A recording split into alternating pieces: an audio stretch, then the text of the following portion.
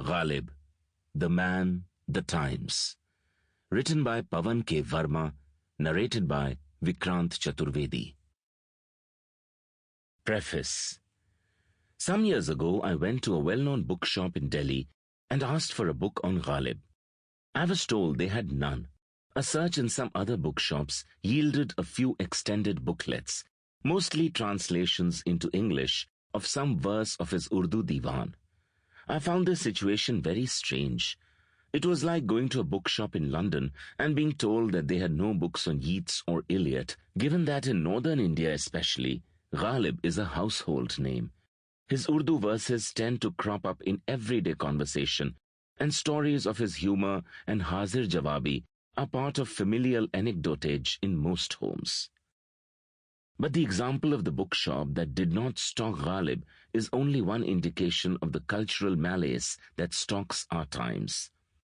I find it interesting that Ghalib, or for that matter, so much else of what constitutes our cultural heritage, has survived today in spite of the post-1947 generation. Most of the people of my age in India, and I am no exception, have grown up as cultural orphans. They have learnt neither Sanskrit nor Urdu, and so remain, sometimes sheepishly, incurious about a cultural heritage that may soon dry up due to the indifference of their response. This book, therefore, is not just an act of homage to a great man. It is, on a deeply personal level, an act of penance and a pilgrimage, an effort to overcome in my own life the sense of inadequacy many of my age have felt growing up in such culturally nondescript times. There is another aspect to the book that I would like to explain. To most of us, history remains merely an account of the remote past. The history of more recent periods, even if it manifests itself in our everyday existence, is ignored in the overwhelming crush of municipal concerns and the struggle for daily survival. Most citizens of Delhi may know in broad, generic terms of the Mughal period as it pertains to Delhi, but have almost no knowledge of what Delhi was like as recently as in the last century. In this context, it is significant that Ghalib, apart from being one of our greatest poets, was through his letters, of which he was a prolific writer, a chronicler par excellence of his times. He lived in Delhi through a fascinating period. Mughal power was slowly but surely fading away. The British had ensconced themselves as the de facto rulers. Ghalib, who prided himself on belonging to the feudal nobility, was caught between his loyalty to the Mughal king and his need to cultivate the new rulers, from whom, in the form of his hereditary pension, he received his only source of income. The period of Mughal political decline coincided, ironically enough, with a phase of unprecedented literary efflorescence. Urdu, hitherto the plebeian cousin of Persian, came into its own and acquired a new sophistication, self-assurance, maturity and authenticity that manifested itself in myriad ways, not the least of which was the increasing sway of the eclectic, Sufi tariqa and secularism over Delhi's way of life. Ghalib's writing and life illumined and mirrored the different facets of Delhi, its problems, diversions, pettiness, achievements, despairs, in a manner rarely seen. The Revolt of 1857 and its aftermath put an abrupt and traumatic end to Ghalib's Delhi. It signaled the beginning of a new era and the end of the old. Ghalib was perhaps the only great poet in Delhi. Zauq and Momin had died earlier, who lived to see 1857 and its fallout. His role in this event and the manner in which he and others of his class were affected by it is of tremendous interest, both from the point of view of an assessment of Ghalib the man and from the historical perspective. To turn from the genesis to the making of it, I have greatly enjoyed writing it. Indeed, the very writing of it was its greatest reward.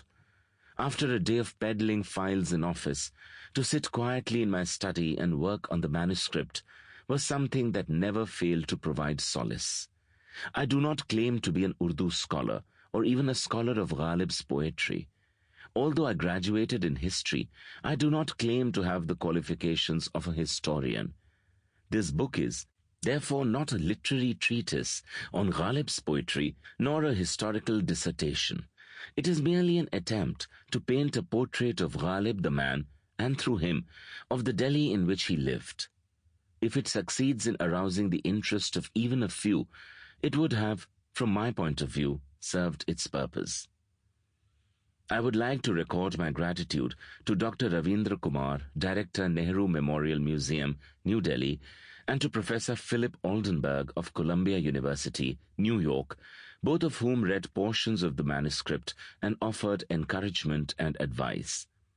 My gratitude also to Dr. Narayani Gupta, who willingly gave guidance whenever I asked. Special thanks to H.K. Kaul, the able historian of the India International Centre, New Delhi, and to Sushma Zutshi and Namita Ganguly, who work with him.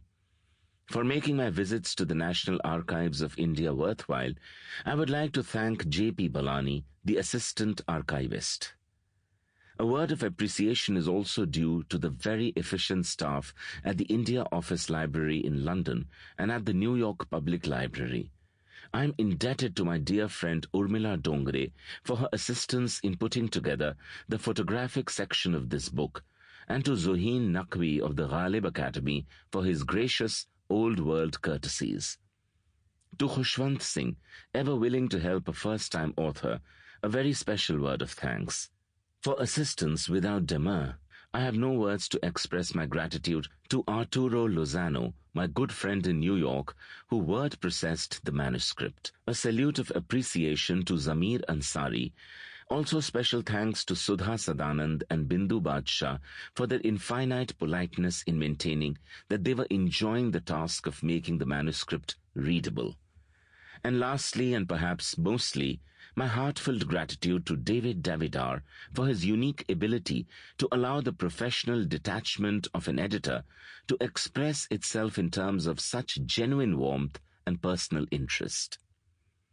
For permission to reproduce photographs or documents in their possession, I am grateful to the India Office Library in London, plates 12 to 16, to the National Archives of India, New Delhi, plates 6 to 8, to the Ghalib Academy, New Delhi, plates 1, 3, 4, 9 and 11, and to the librarian, India International Centre, for access to the India collection, plates 2 and 10. One final word. This book would not have been possible but for Renuka, my wife, who in spite of a most trying husband, managed to preserve effectively and embellish that sociological threatened entity called the home. If I have been able to write anything at all, it is because her unique presence created the ambience for me to do so.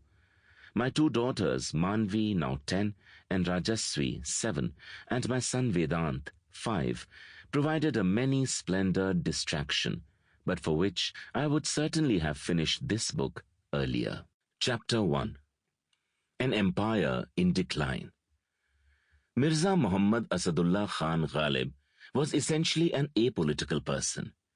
Both his Persian verse and Urdu divan are almost entirely devoid of explicit political verse, though after the revolt of 1857, his letters make references to political happenings that has more to do with the fact that the upheaval had such sharp political overtones that comment on it could not entirely be apolitical. The pre-1857 period saw considerable change and flux. As a member of the feudal aristocracy and as the greatest poet of his time, Ghalib could not but be both an observer and a participant. Left to himself, he may not necessarily have wished to relate to political events. As a poet and philosopher, he may have shifted his gaze to other horizons, other imperatives, and infinitely more absorbing distractions characteristic of the human predicament. But his destiny was so etched as to make him the quintessential witness to a tumultuous era. The times were such as to make it impossible for him to insulate himself from the setting of his age. Even if he did not acknowledge it to himself, many of his reactions were molded by the political milieu, and an analysis of several behavioral. Sample complete. Ready to continue?